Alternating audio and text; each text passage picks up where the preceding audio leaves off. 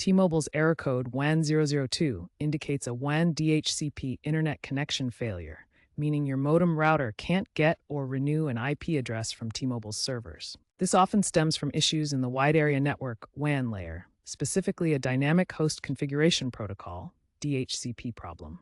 The modem is failing to lease an IP address, preventing internet access. Common causes include network congestion, signal interference, especially in urban areas, expired DHCP leases often after power outages, or even back-end server issues on T-Mobile's end. Think of it as your device not being able to get permission to use the internet from T-Mobile's network. Recent trends suggest the error is exacerbated by network scaling challenges with the rollout of 5G home internet, despite improvements in T-Mobile's diagnostic tools.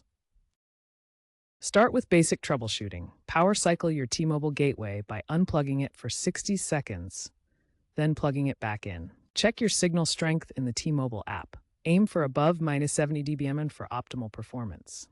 Use the T-Mobile app for automated troubleshooting with AI-driven diagnostics to reset connections. Ensure your device has the latest firmware by checking for updates in the app or web portal.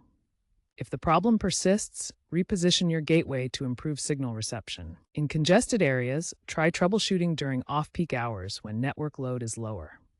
While community forums may offer VPN workarounds, stick to T-Mobile's official support to avoid security risks. If all else fails, contact T-Mobile support directly.